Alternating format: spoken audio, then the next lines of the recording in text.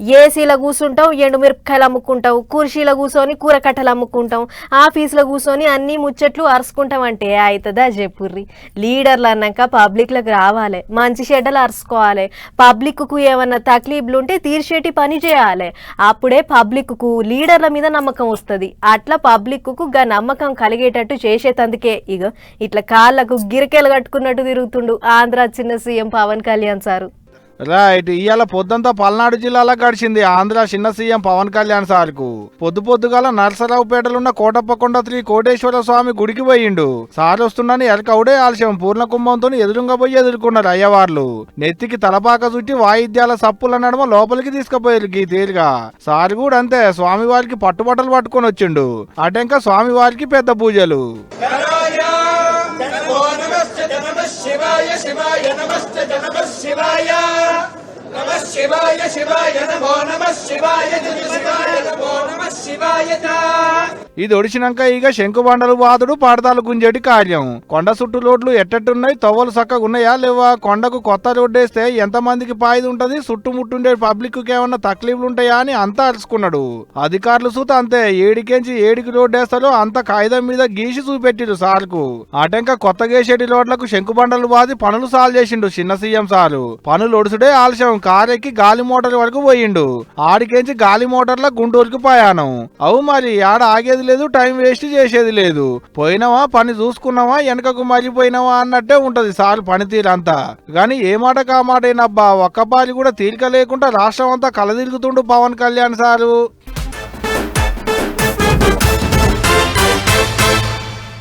మాటకు మాట, తిట్టుకు తిట్టు, దెబ్బకు దెబ్బ అన్నట్టే నడుస్తుంటాయి లీడర్ల నడుమ పంచాదులు.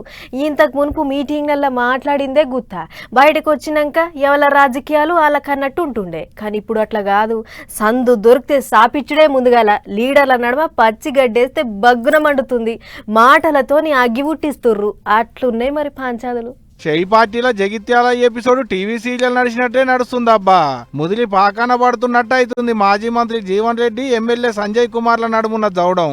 మళ్ళేమైందంటారా, మున్సిపాలిటీ ఓట్ల ముచ్చట్లు మాట్లాడుకునేందుకు పార్టీ లీడర్లతోని గాంధీ భవనంలో మీటింగ్ పెడితే గా మీటింగ్ కు జగిత్యాల ఎమ్మెల్యే సంజయ్ కుమార్ అన్న వచ్చిండు.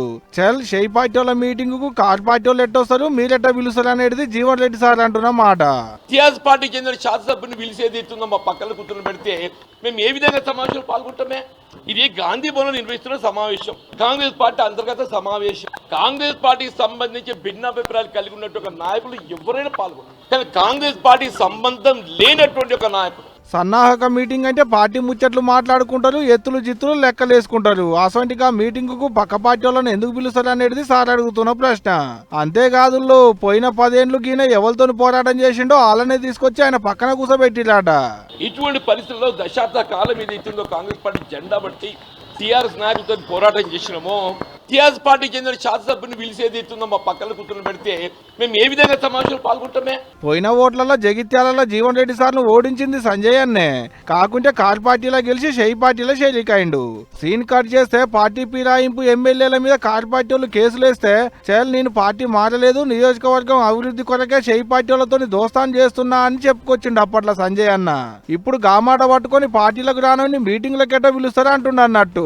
సమావేశం జరిగినటువంటి ఒక అప్రజాస్వామిక రాజ్యాంగ నిబంధనలు ఉల్లంఘించబడే విధంగా, కాంగ్రెస్ పార్టీ గౌరవాన్ని ఏది ఇస్తుందో తగ్గించే విధంగా, రాహుల్ గాంధీ గారి ఒక ఆలోచన విధానాన్ని అగౌరవపరిచే విధంగా, భారత రాజ్యాంగాన్ని అగౌరవపరిచే విధంగా, మల్లికార్జున్ ఖర్గే గారి యొక్క ఆలోచన విధానాన్ని అగౌరవపరిచే విధంగా ఆ అంశంపై ఏదైతుందో నేను పిసిసి అధ్యక్షుడు వారికి క్షమాపణ కోరి నేను బయటకు. జీవన్ రెడ్డి సార్ గిన్ని మాటలు చెప్తుంటే సంజయ్ అన్న అయితే నోరు ఇప్పింది లేదు, ముచ్చట చెప్పింది లేదు. నేను చెప్తా, రేపు చెప్తా, మాట్లాడతా. నాకు ఏం మాట్లాడిందో తెలియదు, రేపు మాట్లాడతా. మరి చూడాలి దీని మీద షై పార్టీ పెద్ద మనుషులు ఏం మాట్లాడతారో, ఇద్దరు నడుమున్న కయ్యాన్ని ఎటువంటి కళ్యాలేసి ఆపుతారో అనేది గాని ముదిరి పాకానికి వచ్చినట్టు అవుతుంది అబ్బాకి లీడర్ల నడుమున్న పంచాది.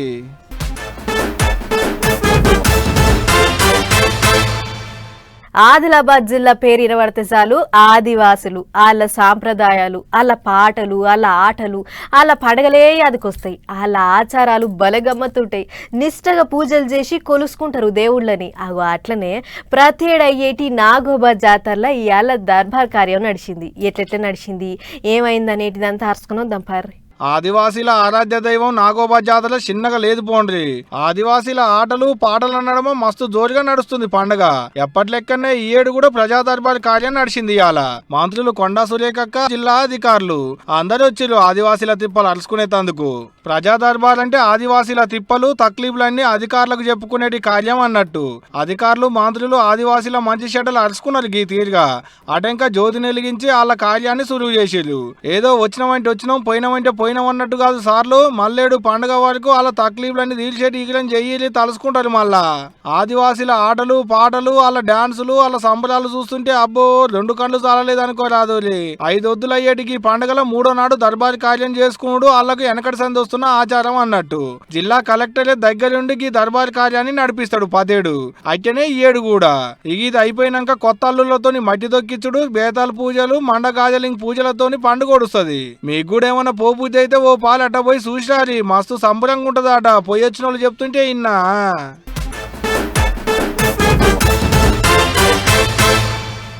నెల 2 నెలల సంధి మేడారానికి తెంపు లేకుండా పోతుర్రు భక్తులు. ముందస్తు మొక్కుల పేరుతోని ఇప్పటికే లక్షల మంది దర్శనాలు కూడా చేసుకుంటుర్రు.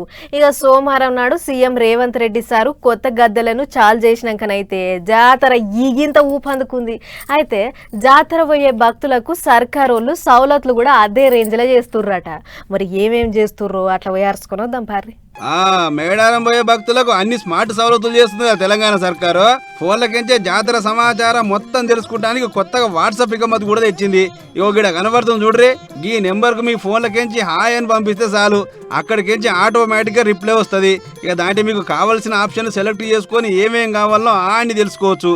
ట్రాఫిక్ ఎట్లుంది, ఎక్కడుంది, జాతరకు ఏ తవ్వకుండా పోవాలి, దాకొండ్ల సౌలత్ ఏంది, పార్కింగ్ యాడుంది, ఏమేమి పూజలు అవుతున్నాయి, ఇట్లా అన్ని తీర్ల ముచ్చట్లు ఈ నెంబర్కు మెసేజ్ చేసి తెలుసుకోవచ్చు.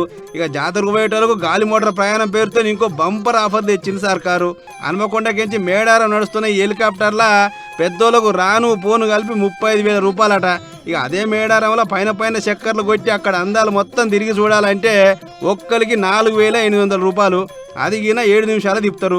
అట్లుగా ఈ తాప తెచ్చిన 2 గాలి మోటార్లను బేస్తారు అన్నాడు ములుగు డిగ్రీ కాలేజీలో జెండూపి చాలు చేసింది మంత్రి సీతక్క. అటు వెనుక మాట్లాడుకుంటా ఈ గాలి మోటార్ల సౌలతు ఈ బేస్తారం సంది ఈ నెల 31 తారీఖు దాకా నడుస్తుందని చెప్పుకొచ్చింది. హెలికాప్టర్ కూడా ఒకటి పెట్టడమే గగనము గొప్పగా అనిపించేది, కానీ ఈసారి 2 కూడా పెడుతున్నాం. పబ్లిక్ యొక్క డిమాండ్, భక్తుల యొక్క డిమాండ్. ఆన్లైన్ సర్వీస్ కూడా ఉంది. వరంగల్ నుంచి అయితే 31,000 పెట్టిరు మేడారం వరకు. విత్ ఇన్ మేడారంలో అయితే 4,000 రూపాయలు, 4,800 పెట్టిరు. 4,800 పెట్టడం జరిగింది. అందరూ ఈ యొక్క మన గవర్నమెంట్ తరఫున టూరిజం డిపార్ట్మెంట్ పెట్టినటువంటి హెలికాప్టర్ సౌకర్యాన్ని కూడా అందరూ సద్వినియోగం చేసుకోవాలని. అదన్నట్లు ఈ హెలికాప్టర్లు పడిగాపూర్ నుంచి చాలా అయితే అట. బస్సులే కాకుండా గాలి మోటార్లు గిన పెడుతున్నాం. దబ్బున పోయి రావాలని అనుకుంటోళ్ళు ఈ సౌలత్ వాడుకోరని పూసకూర్చింది మేడం. ఇక ఇదిట్లుంటే మేడారం జాతరలో ఈ తాప దేశంలో ఇంకెక్కడ లేని తరీకుల బందోబస్తును పెంచుతున్నామన్నాడు ఎస్పీ సుధీర్ సారు. ఏఐ టెక్నాలజీతో పాటు డ్రోన్లు, సీసీ కెమెరాలు గట్టిగా వాడబోతున్నాం. జనం రద్దీ కంట్రోల్ చేసుడు, తప్పిపోయిన వాళ్ళని గుర్తించుడు, ట్రాఫిక్ కంట్రోల్ చేసుడు, అనుమానం ఉన్న వస్తువులను దొరకబట్టుడు, అసలు పనులను దబ్బిన అయ్యేటట్లు జాగ్రత్తలు తీసుకుంటున్నాం. వచ్చే భక్తులు ఎటువంటి అనుమానాలు పెట్టుకోకుండా రండ్రి, మేమంతా తయారున్నాం అన్నట్టు చెప్పుకొచ్చుండు. అంతా చూస్తుంటే ఈ తాపం మునుపు ఎన్నడూ లేనంత అవ్వలదార అయ్యేటట్టు కొడుతుంది జాతర. చూడాల మరిగా ఎట్లయితుందో.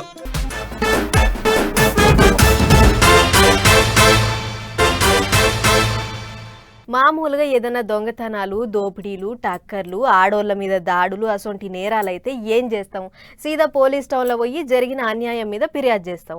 అది చూసి పోలీసు వాళ్ళు కేసు కడతారు. అటెంక దొంగెవడు అనేది ఎంకలాడతారు కదా. కానీ ఈ కాడ నుంచి ఆ బాధ తప్పినట్లే. ఎందుకంటే పోలీసులే మన ఇంటికి వస్తారు. ఏంది అర్థం కాలేదా? అయితే గి వార్త చూడరు మీకే సమజ్ అవుతుంది. వారేవా, తెలంగాణ రాష్ట్ర పోలీసుల పనితీరు దేశమంతా మెచ్చేటట్లుంది కదా. ఇంతకు మునుపు ఏదైనా తిప్పలుంటే ఆ బాధున్నోళ్ళే పోయి పోలీస్ టౌన్ చుట్టూ తిరిగేది. కానీ ఈ కాంచిగా తిప్పల లేకుండా చేస్తున్నారు మన తెలంగాణ పోలీసులు. ఎట్లా అంటే బాధితుల ఇంటికి పోయే కేసు రాసుకోవాలని ఆర్డర్ వేసిన మన పోలీసు పెద్దసార్లు. అట్లిగా పెద్దసార్లు చెప్పిరో లేదో కేసులు గిన చాలైనాయి. సైబరాబాద్ కమిషనరేట్ పరిధి దుండిగల్ దిక్కు మొట్టమొదటి ఎఫ్ఐఆర్ నమోదైంది. గాగిలాపూర్ గ్రీన్వుడ్స్ విల్లాలో మొన్న పండుగ పూట దొంగతనం జరిగితే ఇంటోళ్ళు ఊరికి పోయి ఆల్చంగా ఇల్లు చేరిరు. ఇక దొంగతనం జరిగిందని పసిగట్టి దుండిగల్ పోలీసులకు ఫోన్ కొడితే వాళ్ళు వెంటనే ఊరికొచ్చి ఇంటికాడ బాధితులతోని ఫిర్యాదు తీసుకొని దొంగతనం కేసు కట్టిరు. ఇక ఇదిట్లుంటే అటు సూర్యాపేట జిల్లాల చుట్ట మొట్టమొదటి ఎఫ్ఐఆర్ నమోదైంది. నడిగూడ మండలం తెల్లబెల్లి అనే ఊళ్ళే భూమా రమాదేవి అనే వికలాంగురాలు ఉంటది. అయితే వీళ్ళ భర్త షానొద్దుల సంధి కొట్టుడు తిట్టుడు పెడుతున్నాడ. ఇక రౌసు ఏగలేక 100కు ఫోన్ కొడితే రప్పన ఊరికొచ్చిన పోలీసులు అక్కొల్ల ఇంటికాడనే ఆమెతో ఫిర్యాదు తీసుకొని కేసు కట్టిరు. ఇటు పట్నం టోలీ చౌక్ దిక్కు సుతా ఇంకో కేసు నమోదైంది. ఫోన్ అందుకున్న పోలీసులు సీదా బాధితుల ఇంటికి పోయి ఫిర్యాదు తీసుకొని ఎఫ్ఐఆర్ కాపీ చేతిలో పెట్టిరు. ఇట్లా దొంగతనాలు, దోపిడీలు, ర్యాగింగ్, పానాలు తీసుకున్నాడు, టక్కర్లు, బండ్లు పోయిన కేసులు, ఆడోళ్ళు ఇంకా బుడ్డ పొలాల మీద దాడులు. ఇగో గిసుంటి తిప్పలు ఏవైనా సరే వెంటనే 100కు ఫోన్ కొట్టురి.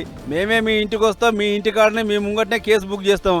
ఈ కాంచి మీరు పోలీస్ టౌన్కు రావాల్సిన అవసరమే లేదు అని అంటారు కాకీలు. గొప్ప ముచ్చటే.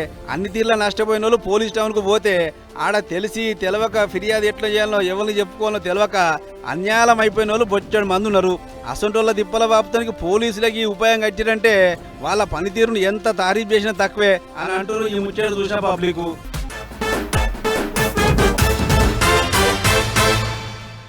ఇంటి దొంగను ఈశ్వరుడు కూడా పట్టలేడు అని అంటుంటారు పెద్దలు. ఎట్లా అంటే ఇంట్లో సొమ్ములు ఇంటోళ్ళే మాయం చేస్తే ఎవరు తీసిర్రో తెలియదు, ఎట్లా పోయినాయో కూడా తెలియదు.